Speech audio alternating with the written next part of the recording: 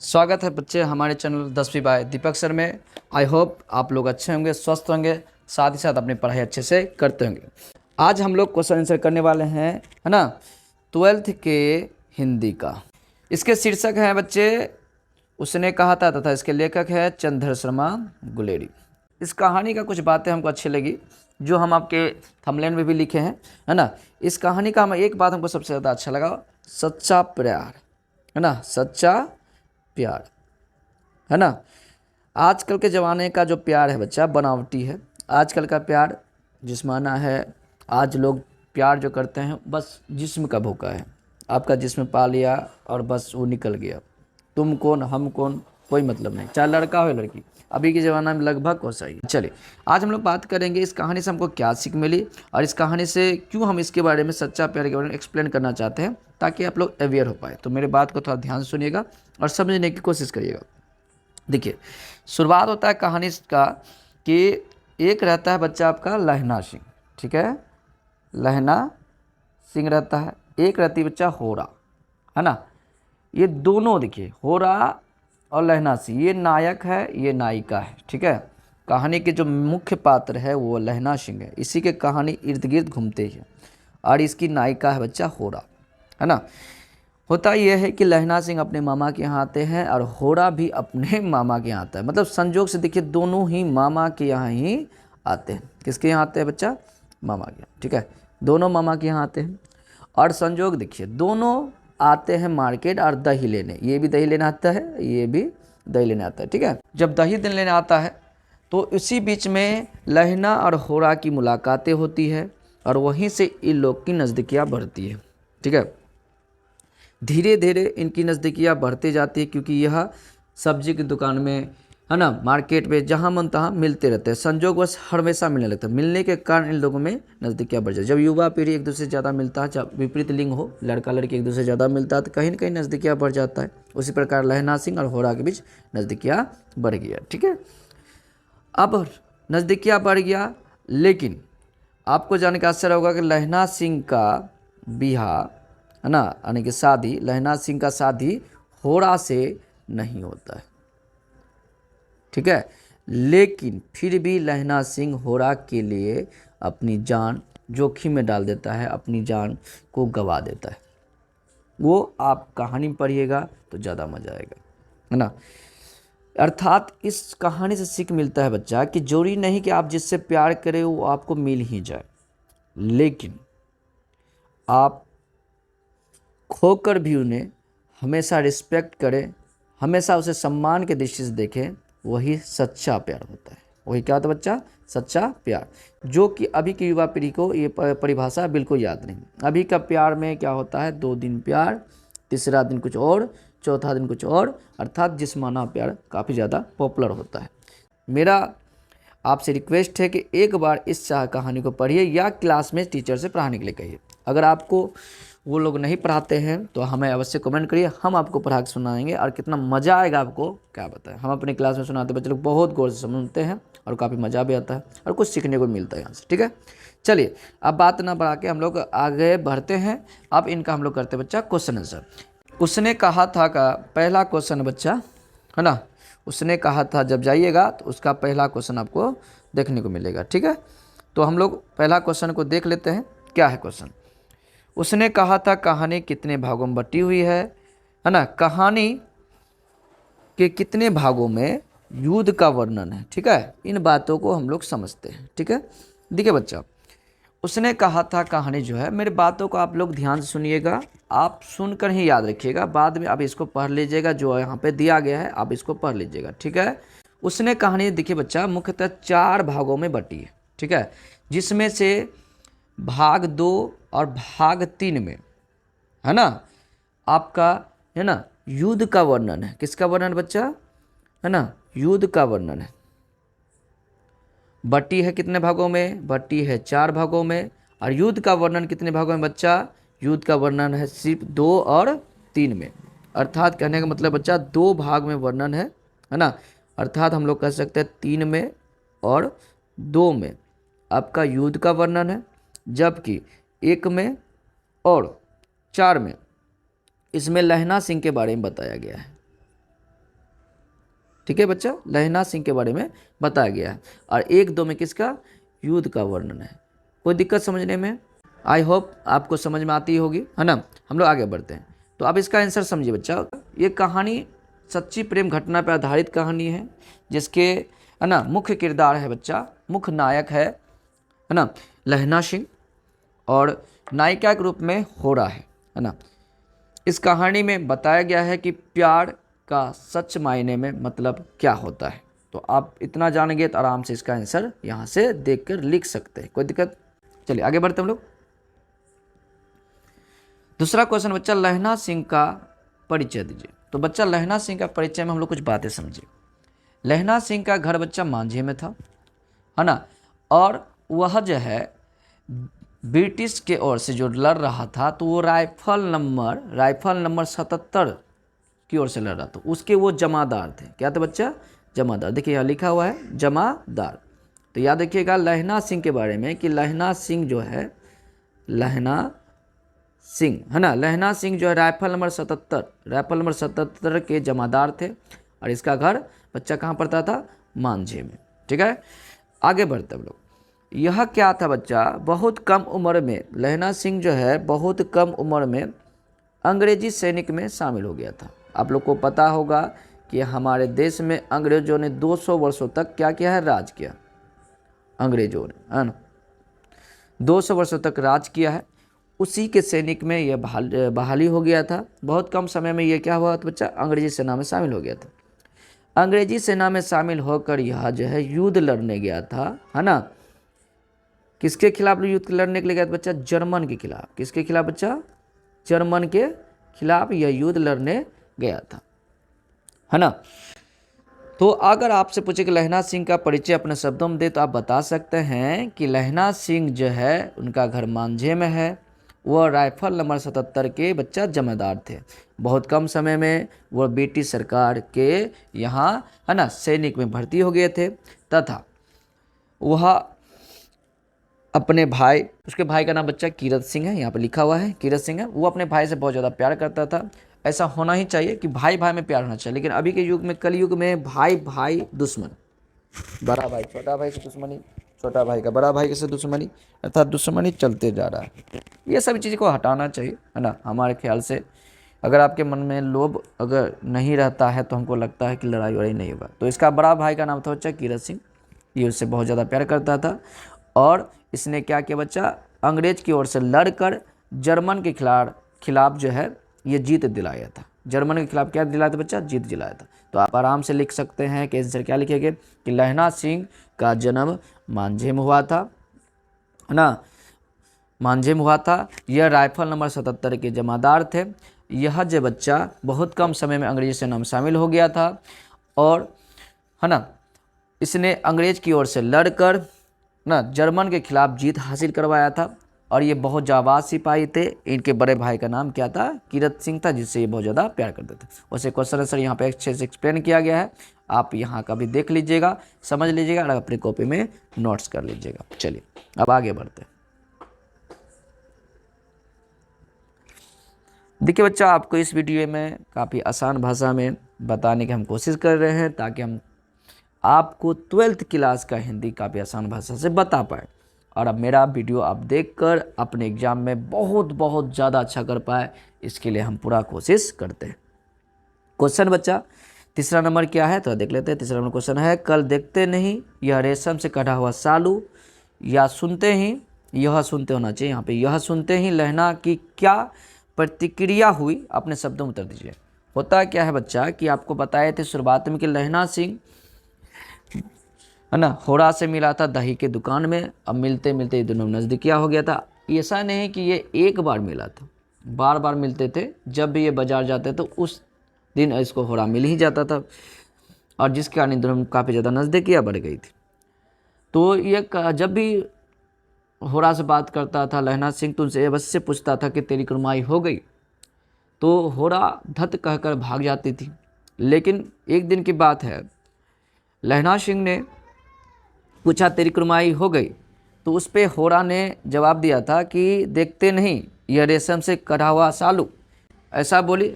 और उसी का क्वेश्चन बना दिया है कि कल देखते नहीं ये रेशम से कटा हुआ सालू, यह सुनते ही लहना की क्या प्रतिक्रिया हुआ अपने शब्द में बताइए। देखिए बच्चा, आपको पता होता है जब दिल टूटता है ना, तो दिमाग उमाग काम नहीं करता। तो लहना उस समय बहुत कम उम्र का था, 12 से 14 वर्ष का था शायद, आई होप हमको याद है, शायद 12 से 14 वर्ष का था। जब ये सुना कि होरा की सगाई हो गई तो समझिए बच्चा इनका दिल टूट गया, एकदम से होश उड़ गया, है ना। और इसका सपना जो था होरा से शादी करने का, वो चकना चूर हो गया। और आपको जान के आश्चर्य होगा कि रास्ते में दूध वाला भैया आ रहा था, एक दूध वाला भैया का दूध उल्टा दिया, है ना। एक लड़का को मोड़ी से धकेल दिया। मोड़ी मतलब समझ रहे हो, जैसे आप लोग खेत जाते थे क्यारी होता ना, क्यारी को ही मोड़ी कहा जाता था। एक लड़का को मोड़ी से धकेल दिया। और एक सोते हुए कुत्ता था बच्चा, उनको क्या किया, बड़ा सा ढेरा लेकर मार दिया। तो इस बहुत आसान आंसर इसका लिखना। तो आप लिख सकते हैं कि लहना सिंह जैसे यह बात सुना, उसका, है ना, एकदम से होश उड़ गए, समझे। तो उसका ख्वाब जो था, सपना था, एकदम चकनाचूर हो गया, है ना। उसके बाद वो गुस्सा से अपने घर की ओर जा रहे थे, तो एक दूध वाला भैया आ रहा था, तो उसका दूध उल्टा दिया, एक लड़के को रास्ते में धकेल दिया, मोड़ी पे धकेल दिया, मतलब जो क्यारी होता है, क्यारी हम बताए तभी, खेत के बीच में क्यारी होता है ना, उसमें धकेल दिया। और एक सोते हुए कुत्ता को बड़ा सा ढेर लेके मार दिया। और इसी तरह वो पहुंचा गिरते बजरते कहाँ, अपने घर की तरफ। इसका आंसर बच्चा हम अच्छे से यहाँ लिख दिए हैं,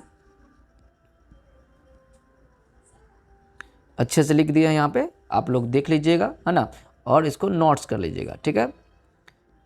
यहाँ तक आंसर है। चलिए क्वेश्चन है चौथा।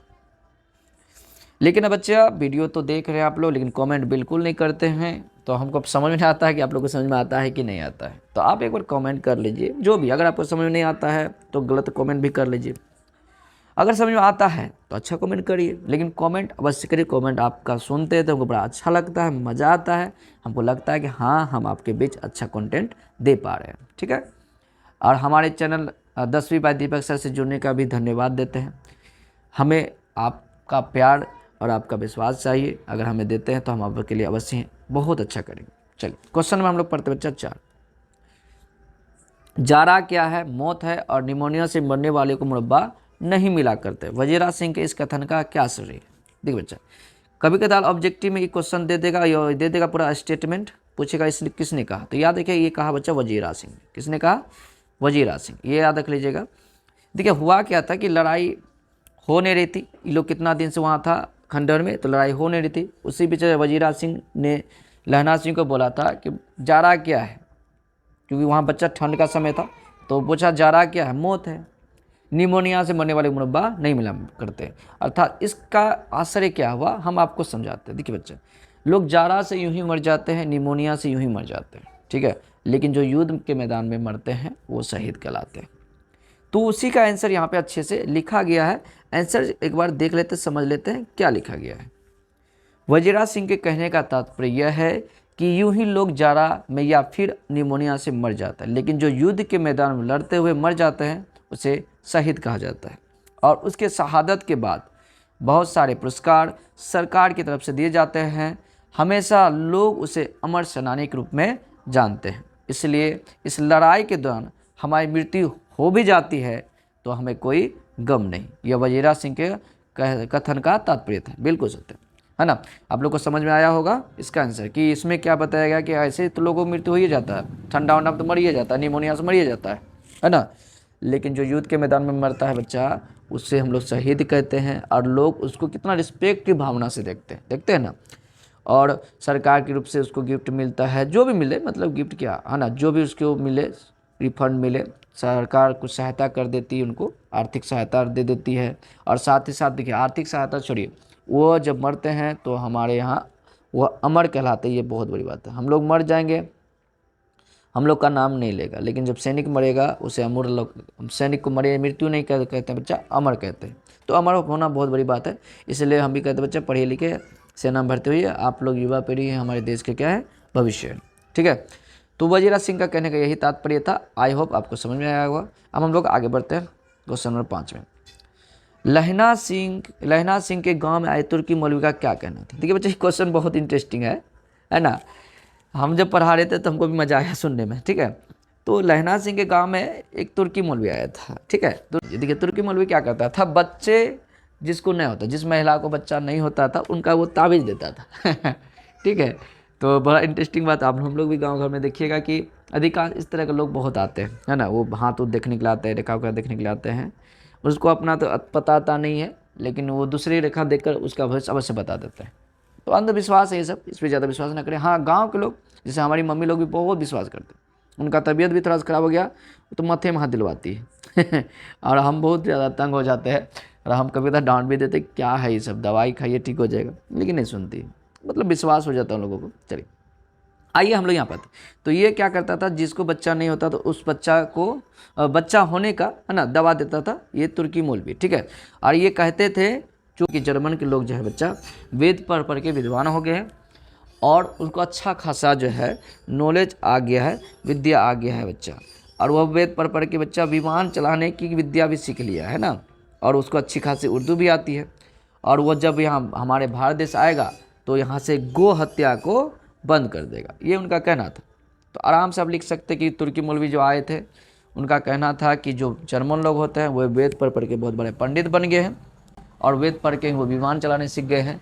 उनको उर्दू भी बहुत अच्छे से आती है, किताबी उर्दू भी बहुत अच्छे से आती थी, और वह हिंदुस्तान अगर आते हैं तो गोहत्या बंद कर देगा, ये उनका कहना था।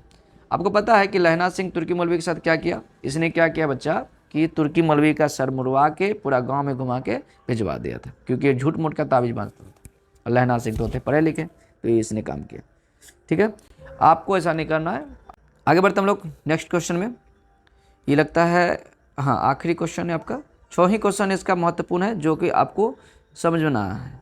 अब बाकी आपको दिक्कत नहीं लेना है, आप हमारे चैनल से जुड़े हैं तो आपको पूरा हिंदी का आपको वीडियो दिया जाएगा, आप यहाँ से आराम से आसानी से समझ पाते हैं, आपको कोई दिक्कत नहीं होगा। चलिए क्वेश्चन पढ़ते हैं हम लोग। नेक्स्ट वाला कहता, मृत्यु के कुछ समय पहले स्मृति बहुत साफ हो जाती है, जन्म भर की घटनाएं एक एक करके सामने आती है, सारे दृश्यों के रंग साफ होते हैं, समय की धुंध बिल्कुल उन पर से हट जाती है, दिए गए वाक्य का सप्रसंग व्याख्या करना बच्चा, ठीक है। जब भी व्याख्या क्या है बच्चा, है ना, तो आपको करना क्या है कि आपको करना है ये कि ये कहानी जो स्टेटमेंट है, ये आप जो स्टेटमेंट देख रहे हैं ये वाला, ठीक है, ये स्टेटमेंट जो देख रहे हैं ये स्टेटमेंट किससे लिया गया है वो लिख दीजिएगा, इसके जो शीर्षक कौन है वो लिख दीजिए, तथा इसके लेखक कौन है वो लिख लीजिएगा। वही चीज़ यहाँ ऊपर में आपका लिखा हुआ है, ठीक है। अब आते हैं व्याख्या में क्या होता है कि आपको जो यहाँ पे दिया रहेगा उन्हीं को, है ना, आपको क्या करना, अच्छे से बताना, इन्हीं को अच्छे से क्या करना बच्चा, बताना आपको, ठीक है। चलिए हम लोग आगे बढ़ते हैं हम लोग। चलिए इसको हम लोग समझने की कोशिश करते हैं।